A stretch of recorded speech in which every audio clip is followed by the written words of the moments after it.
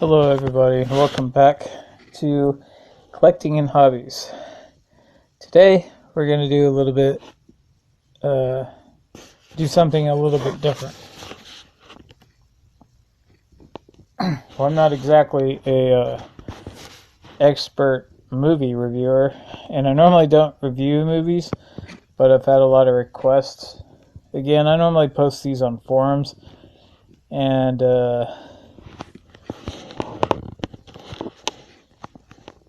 most of the videos that I do on forums are slightly different, much more detailed, a little bit more professional in a way, but for the most part, I just turn on my tablet or cell phone and talk, or just talk with something in front of me. And so I do reviews for action figure companies, numerous companies. I've been doing it for years. Part of a consumer product review board for a whole bunch of different places, since I'm an actual retailer. But none of that really has a whole lot to do with the movies, but that's what I normally do. So this is something different if you've seen my videos before. So today we're going to do a movie review over, the biggest movie of the year, Rogue One, a Star Wars story. So if you haven't, it's already a minute something into it.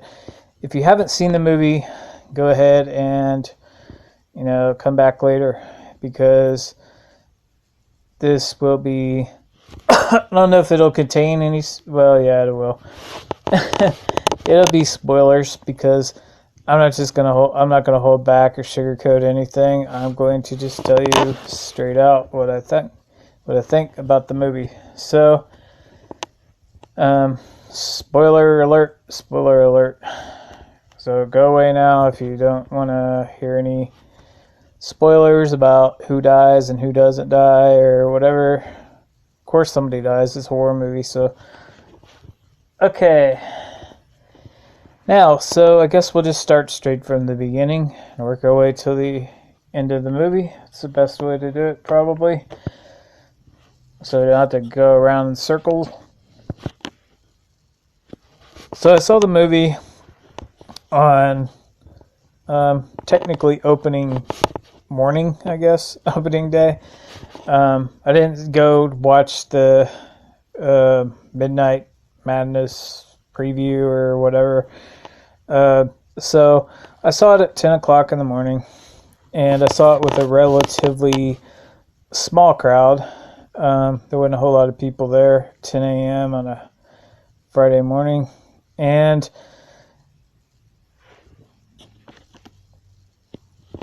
I've also seen, the first screening I saw by myself. So that way it'd be uninterrupted by anybody else, or,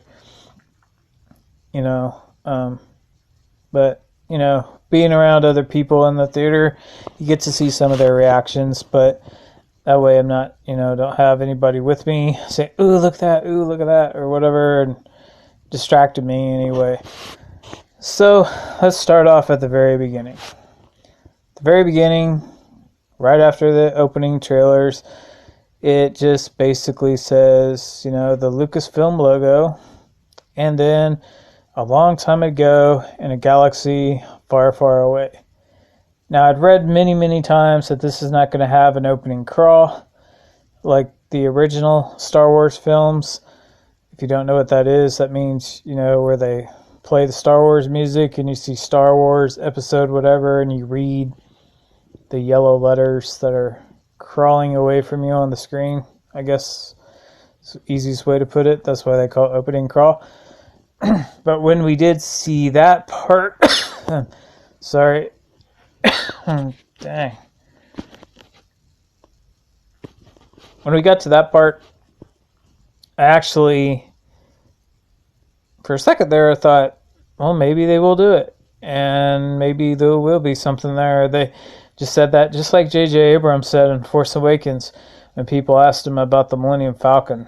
He's like, why would that be in the movie? Like Like, that was an insane idea, having a Millennium Falcon 30 years later, because it was supposed to be a hunk of junk, in the original trilogy. So why would he still have that?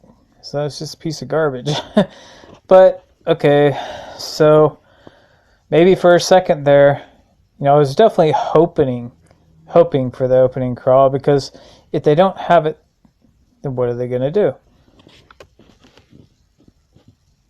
So obviously they didn't have it. It just basically went from a long time ago in a galaxy far, far away to the opening shot, which actually kind of worked a little bit. It wasn't really that big of a deal. It kind of, because then it just went straight into the action. And so I thought, that's fine.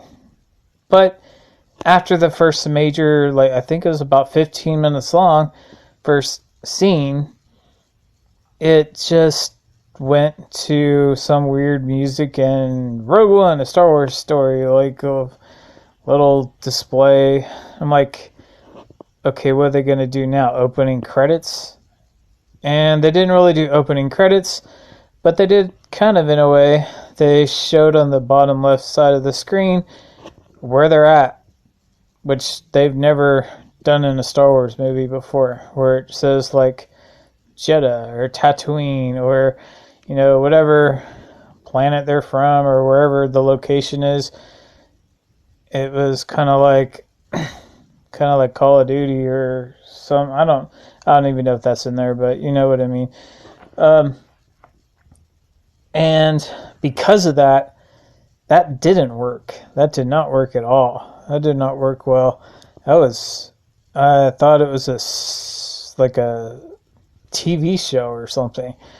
And so they should have just put the opening crawl in there, or they needed to leave that part out, because that was just stupid. And it didn't work at all. It made the movie feel cheap, like a knockoff, Okay, so anyway, once we get past that point, really, the whole movie a lot of it was just like a war movie. It was just like a war movie, and a lot of action sequences. The primary star, really, for the most part, kind of, I'm not sure, like line-wise or screen time-wise, it seemed more like Cassian Andor was the star of the movie, almost. And we see the rebels in a different light, where they're almost as bad as the bad guys in a way. They're overly aggressive. It's not like the kind... We didn't have the same commanders that we had like in Empire Strikes Back, where they seem like really nice people, and congratulating Han Solo. Hey, Han Solo, hope we, if you got to leave because you have a price on your head, okay, whatever.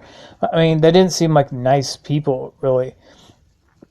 They just seem like the other side. It's like this side is versus this side. And we're the smaller side, they're the bigger side. But if they didn't show how, they really had to show stormtroopers, bullying people and stuff like that, because they had to make sure that they portrayed the Empire as actually worse than the rebels, which is, rebels means to rebel against what's the norm, basically, a rebellion, which in most society, a rebel would be actually the bad guy, in a way, a bad person.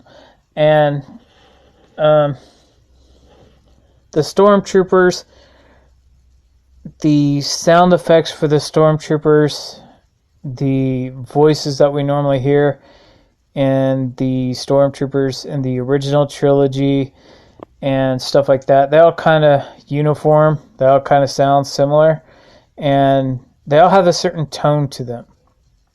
Now, these stormtroopers did not have that tone, and it felt kind of, I don't know. I did not like the writing of the movie, the dialogue, the story itself. I didn't really have any problems with the story itself, except for with the character of Saw Gerrera, or whatever his name is. That character, quite frankly, was completely unnecessary. At least his scenes were unnecessary. The only scene that we really needed to see was that he took, little girl Jyn Erso in, and then maybe that she sees him later when she grows up, because that's basically what we saw. But we also saw a little bit of Saw Gerrera, who's supposed to be like a good guy, but he's torturing people that are supposed to be helping him, and that doesn't make any sense. And he, no fault of Forrest Whitaker, he's a great actor, he's won numerous awards, but a movie is only as good as the writing and the directing, because the actors aren't the ones with creative control, and the producers. So his character was unnecessary. It was, or at least some of the scenes were unnecessary. The brutal way he acted around people that were supposed to be helping him, and to an extent, Cassian Andor did a lot of the same stuff with Jyn Erso, and it really kind of, the only characters you really cared about were, Jyn, maybe her father a little bit, because, he's living this life where he has to hide, he has to pretend he's, working for the Empire, when he, just to make sure he and his family members stay alive. And yes, I got a little bit of a cough, but anyway, so backtracking a little bit back to the stormtroopers, if they're going to use that kind of similar type voice, since they're going to put CGI and familiar voices in there, with the X-Wing pilots, which was very welcome, if you ask me. I was waiting for that to happen because I thought they would be in there, and they didn't come in until really the end of the movie. It's like, where were they during? Because you see the Alliance, the Rebel Alliance, and you really don't see any familiar faces except for Mon Mothma, who's actually a different actress than the original. It's not CGI, and the more you see her, the less she resembles the original Mon Mothma, because she at first glance, yes, but then after a while, she really doesn't. But it was kind of a less is more type thing with her. If you only have a few lines, then she could pass, but the more she talks, the more they show her, the less resemblance she has to the original. So I think they should have dubbed the stormtroopers' voices in the same tone that they did in the original trilogy. Now, they have also had a problem with that with C-3PO and James Earl Jones, where in the prequel trilogy, C-3PO doesn't sound the same as he did in the original trilogy, where there's a much more texture to his voice. In episode 1, he seems to have a lighter tone, where it's not as robotic, and it's not, it's still the same actor, Anthony Daniels, but there's not as much texture to his voice. It's not as rich as it is in the other movies. And same with James Earl Jones, who they gave way too many lines to, quite frankly, because a villain, especially like that, dressed in black, he should have more, like, the less he talks, the scarier he is, like Jason Voorhees. You know, he does talk in the other movies, but he doesn't talk a lot. And when he does, he talks slowly, and there's a lot of texture to his voice in the original trilogy, and it's not there in this new movie or the voice acting he's done on Star Wars Rebels. It seems for some reason when you get older, your voice becomes lighter. It's more of a whisper, and they gave him so many lines that he couldn't use that texture. He needs to speak them slower, or they need to make them, they need to enhance his voice digitally to match what it is in the rest of the movies. Another part I was kind of disappointed with was just a little bit. We only see like R2 and 3PO together in like one scene, like for only a couple of seconds that I remember. And I knew they were going to be in the movie, but I didn't know that they were going to have a smaller cameo than the pilots. We see the pilots talk more than they do. And so as far as the CGI goes, I think they did an excellent job with Grand Moff Tarkin and Princess Leia at the end. I think that was done very well. No complaints really there.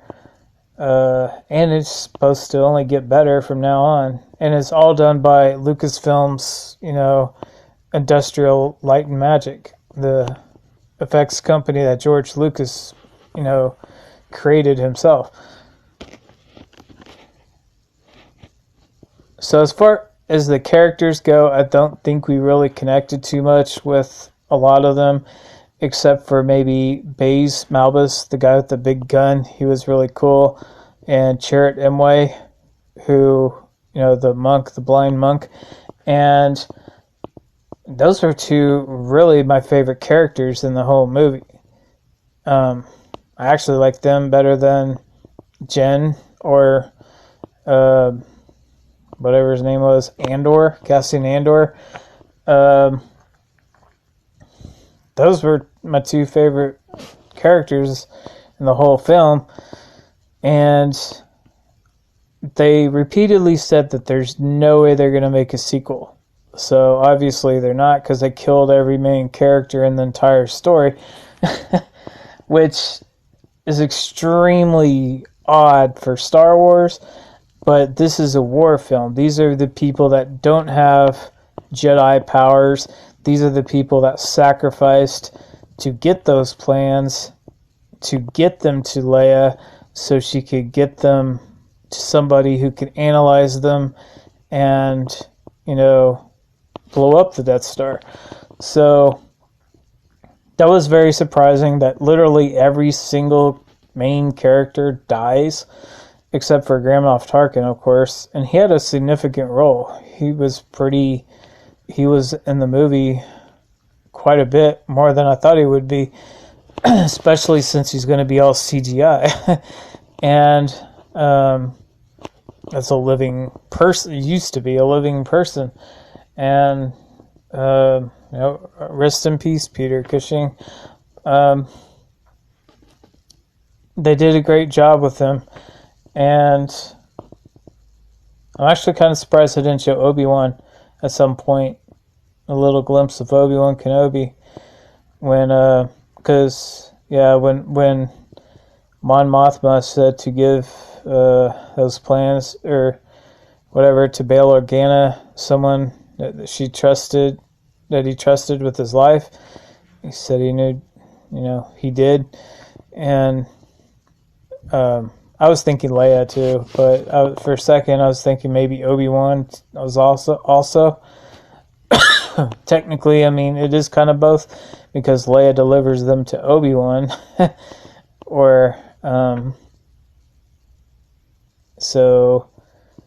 she calls upon Obi-Wan to help her, which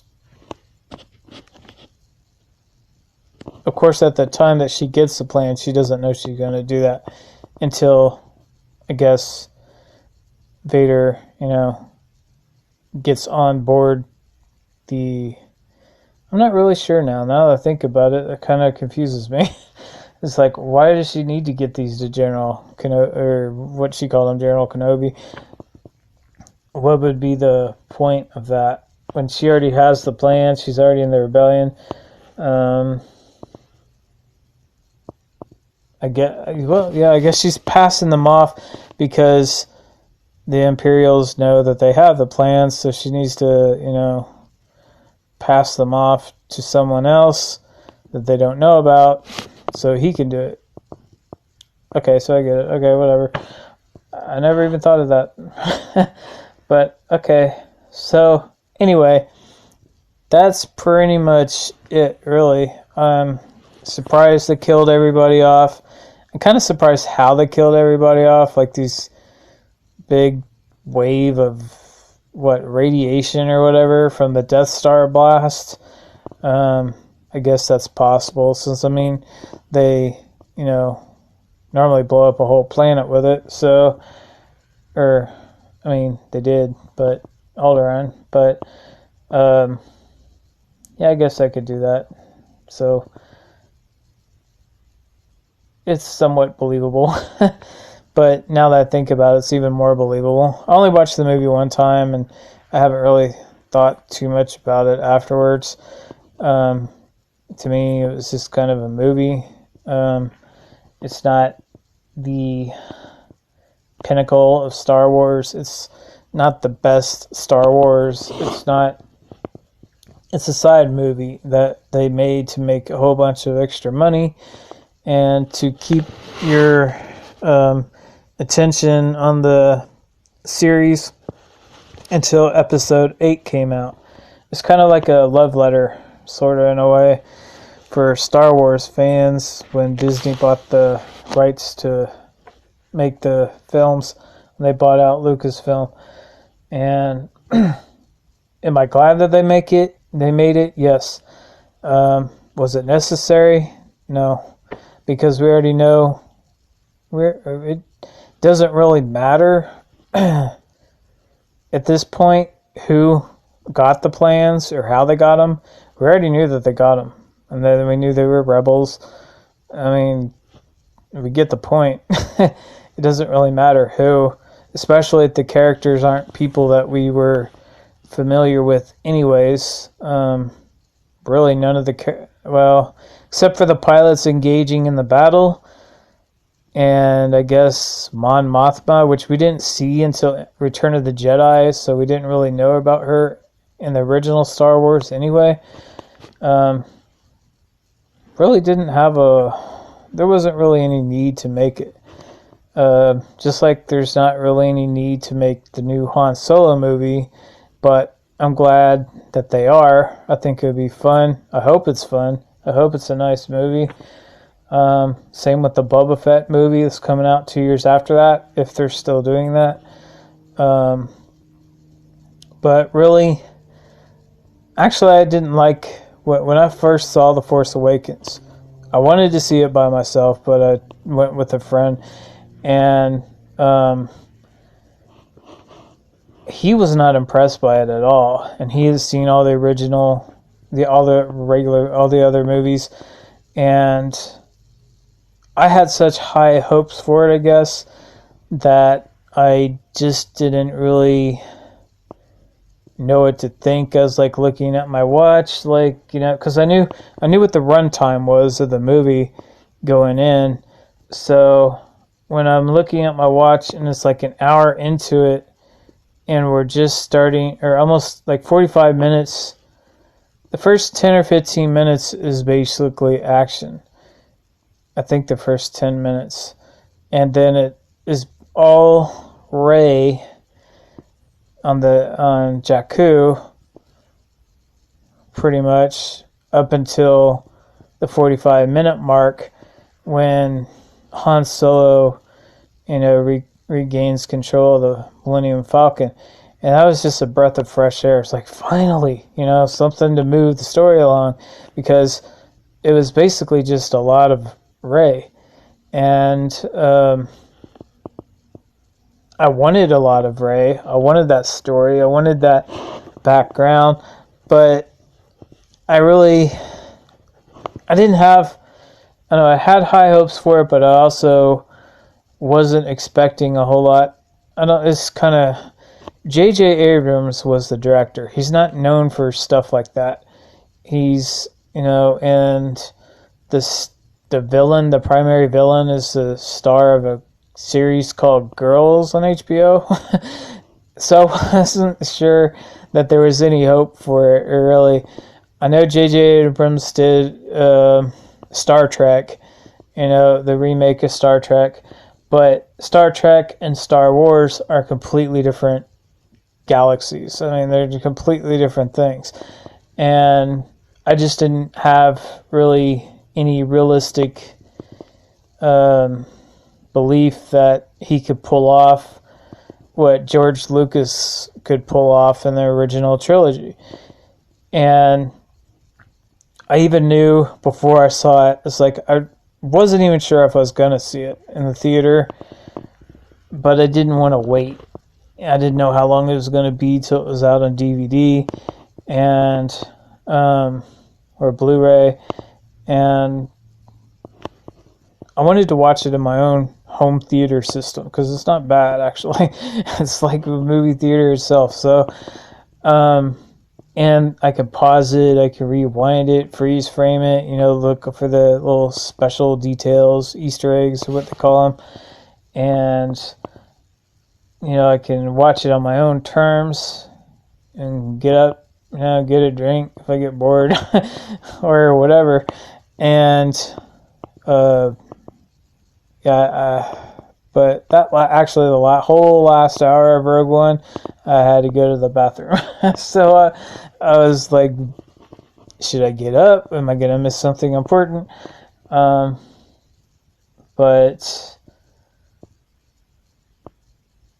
The Force Awakens, I think, is actually a good sequel. It's not what you would expect and not what I was expecting when I first saw it. But after I saw it and I watched the DVD over, I've seen it maybe 4 or 5 times altogether, it's really not that bad. And it's actually quite good. I really wish Harrison Ford would have decided to stick with the series. I did not want to see Han Solo get killed or whatever. And I don't know if they're going to have flashbacks of him in the 8 and 9, supposedly. I'm not sure. I don't know why Harrison Ford... so that's the whole thing about... Just like Han Solo and with Rogue One. Han Solo, or Harrison Ford felt, how is it that all these main characters are just going to get away unscathed? Nobody dies. Chewbacca doesn't die like he does in the books. There's no real... Well, actually, Ben Kenobi dies in the first one. Yoda dies in Return of the Jedi. So, but the primary core action group, Han, Luke, Leia, Chewie, R2, 3PO even. Even R2 gets shot and almost explodes, more or less explodes to some extent in the X-Wing in the first movie. 3PO gets blasted into pieces in the second movie. They even killed off Boba Fett in Return of the Jedi, but they didn't kill any of the primary core, good guys. So, except for maybe the X-Wing pilots that you only see it during the end of the movie. So, that was kind of the whole point of that, is like, how can all these people get away with, but that's what made him so great. He risked it all, and somehow, by the skin of his teeth, he always gets by. He doesn't get killed. That's what makes him a legend. And I'm really, disappointed that he was stabbed with a lightsaber, of all things. Well, at least they gave his death kind of something a little bit meaningful. At least it was by his own son, I guess. If that helps. It's more dramatic that way. But I think after watching Rogue One back a couple of times, I will probably get it on Blu-ray. I'll probably appreciate a little bit more. But, you know, it was quite shocking that they killed off everybody. I mean, not even Jyn and Andor, the last two people, they don't survive. And now we know why there's not going to be a sequel. Well, I think I covered the majority of it. As far as the music goes, again, like Force Awakens, nothing real stand out. You know, nothing really sticks with you. There's a couple of themes rehashed by, you know, from the older films, but that's really it. You know, John Williams did his best in the original trilogy, did a great job, and quite frankly, if they rehash it a little bit more, it's fine with me, because that music is better than any of the music that they put in that was new for these last two movies, Force Awakens and Rogue One. And if I have a pick, I strongly favor Force Awakens over Rogue One. Rogue One, like I said, is unnecessary. It's just a love letter from Disney to the fans, and it really doesn't keep the same kind of tone as the other movies that the fans were fans of. So it's just really just an extra episode. So I guess that's my take on it. And if I think of anything more later, then maybe I'll discuss it when I'm doing reviews over Rogue One figures or whatever. So there we go. Hope you guys enjoyed. Comment below if you want, and tell me what you think. Like, subscribe, whatever. I really don't care, quite frankly.